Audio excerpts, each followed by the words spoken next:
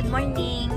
At excited na ako umuwi kasi nag-text na sa akin ng JNT at makakuha ko na today ang in-order kong kalimba.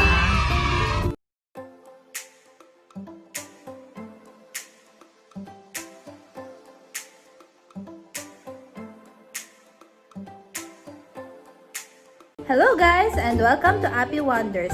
Welcome to my vlog. Isa ba kayo sa mga taong mahilig sa music or mahilig mag-explore ng different instruments? Well, ako not exactly, pero ewan ko, pero excited na ako i-try itong new instrument. Excited na ako! Dito na Kalimba ko! Shopee? Ay, COD po yan, no? Magkano po? 867. Videohan ko. 867. Opo. Vlog ko to eh. Nandito na yung kalimba ko. Alam mo ba kung ano yung kalimba? Pastel, alam mo ba kung ano yung kalimba?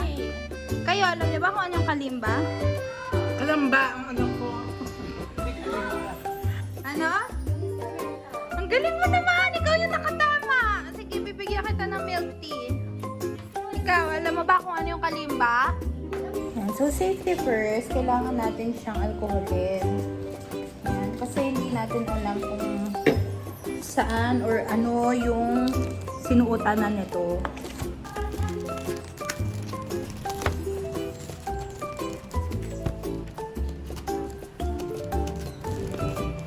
Ililink ko dito yung pinagbilhan ko sa Shopee. Sa mga interested din na bumili.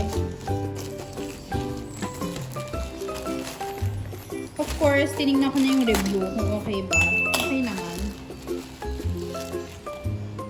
Yan. So, ito na siya. At iisa-isahin natin kung ano yung nasa loob.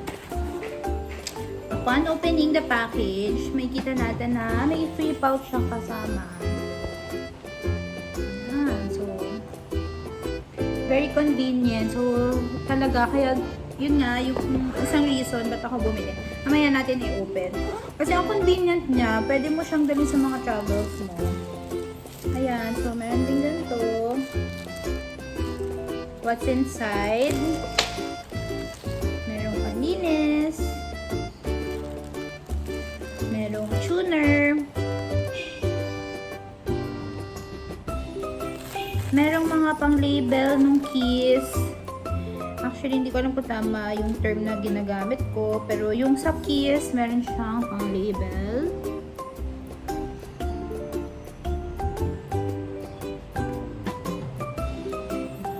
Yes. Tapos, hindi ko alam kung more stickers pa. Yan. Yan, mga stickers pa. Tapos ang ganda, meron palang ganito para sa finger mo. Kasi actually yun yung isa kong concern kung masakit ba siya sa kamay. Kasi 'di ba parang ito yung main na ginagamit. So meron din siyang kasamang ganito. Wow, di ata kasya sa kamay.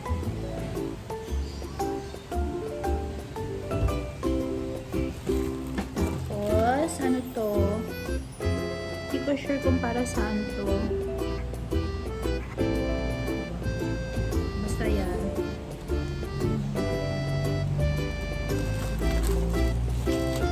Kalimba Basic Course. Meron pa palang ganyan, no? Kalimba Basic Course. 10K, 15K, 17K. Basic knowledge. To know about Kalimba. Yan. So, yan yung laman ng plastic. Tapos, bubuksan na natin. Ang cute! Acrylic siya. Ayan. Medyo mabigat siya kasi nga acrylic. Anxiety. Sobrang na-excite ako. Based on my hearing. Suzuki style. Based on hearing. Ano na siya? Tuned na siya. Pakinggan nyo. Re, mi, fa, sol, la, ti, do. O, diba?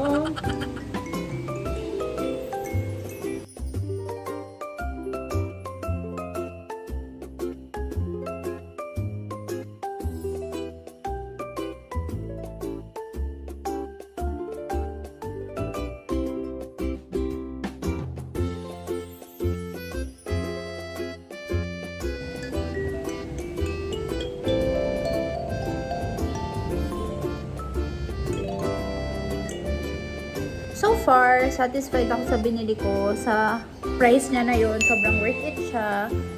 Ang ganda ng quality niya, parang ang mahal niya. Excited na akong matuto. Link ng shopping binilhan ko nito, ipopost ko down below kung interested din kayo. Meron din siyang mga iba't ibang shapes. So, mas gusto ko kasi yung acrylic kasi pagka tutugtog ka, pag kunwari gagawa na ako ng cover, may kita yung background. Tingnan mo this, oh. Ang ganda, no? Ang ganda na tunog. Ayun, so thank you po at magpo-post ako dito pagka nakagawa na ako ng cover.